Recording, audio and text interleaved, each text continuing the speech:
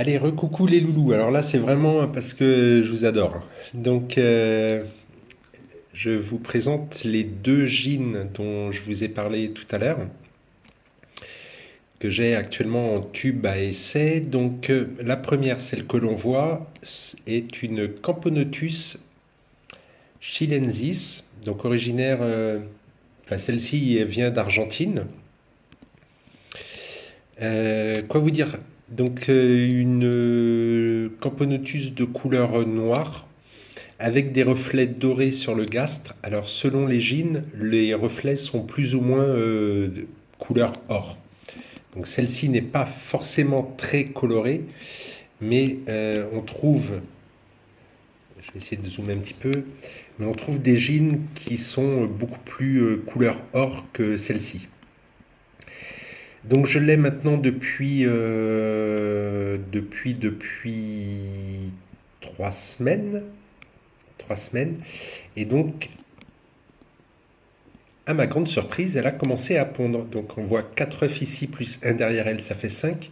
Et on a une larve qui est collée, je pense que vous devez la voir, qui est collée pardon, sur la partie supérieure du tube à essai. Donc c'est une Camponotus qui se nourrit de liquide sucré, hein, comme pratiquement toutes les Camponotus de son espèce, et d'insectes également, mais elle privilégie les liquides sucrés. Elle a besoin d'une température oscillant entre 24 et 28 degrés et une hygrométrie située dans la fourchette de 50 à 70%.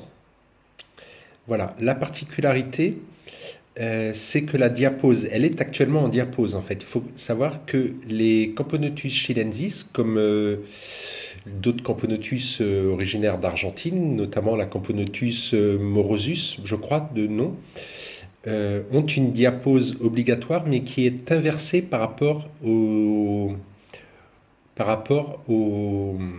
espèces que l'on a régulièrement en élevage. Je m'explique, cette variété de Camponotus doit faire sa diapause entre le mois de juin à août. Voilà, donc moi elle est en diapause depuis que je l'ai reçue, c'est-à-dire vers le 10 mai, non, je dis des bêtises, c'était fin avril, je crois, ou vraiment tout début mai. Donc là, depuis, elle est en diapause. Donc je ne la chauffe pas, elle est à la température ambiante de l'appartement, je ne la nourris pas, je la laisse se développer. Quand les premières ouvrières vont arriver, là, je la nourrirai tranquillou, enfin on débutera tranquillement, et puis de toute façon, fin août, elle aura terminé sa diapause. Donc je pense que d'ici là, on devrait avoir des ouvrières. Voilà, donc ça, Camponotus chilensis. Et donc là maintenant, je vais vous présenter, hop, on va prendre ça tout doucement. Je vais vous présenter la jean que j'ai trouvée tout à l'heure au travail. Donc je suis un gros fumeur, hein, pour les gens qui ne le savent pas. Et je descends donc, il était 15h30 à peu près. Je descends à l'extérieur pour fumer avec un collègue. Et alors que je m'apprête à écraser ma cigarette dans les grands cendriers que l'on trouve à l'extérieur, je vois cette petite jean tout affolée dans la cendre, en train d'essayer de se dépatouiller et surtout de ne pas être brûlée par les mégots incandescents qu'il restait dans le cendrier. Du coup, bah, je l'ai récupéré, je l'ai mis dans un gobelet en plastique au bureau. Et puis, bah, là, voilà, arrivé à la maison. Donc, je lui ai préparé son petit tube à essai avec de l'eau. Donc, le coton est bien humide là actuellement. Voilà, donc je pense, alors, je ne suis pas forcément un spécialiste des fourmis. Il y a des gens qui s'y connaissent sans doute largement plus que moi.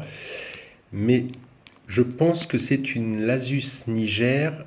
Donc elle a encore ses ailes, si ce n'est qu'elle a une aile qui est rabotée. Elle a une aile qui est pas coupée, mais qui est arrachée sur une partie de sa longueur. Donc je pense que c'est elle qui a dû le faire, ou alors est-ce qu'elle a eu un accident de vol, je ne sais pas. Donc en tout cas, voilà la petite mémère arrivée à la maison. Et donc on verra, bah, vous voyez, on voit là qu'elle a l'aile droite qui est plus courte que l'aile gauche. En fait, il en manque un bout. Donc voilà, je pense que c'est une Lasus niger. Je ne peux pas le certifier à 100%, mais visiblement ça doit être ça. Donc si des gens reconnaissent cette jean, n'hésitez pas à me le mettre dans les commentaires, hein, bien au contraire. Alors je ne peux pas vous faire de plan très très net parce que bah, avec le téléphone c'est pas évident de filmer, mais je vais essayer de vous la montrer sous différents angles. Mais pour moi c'est de la Niger.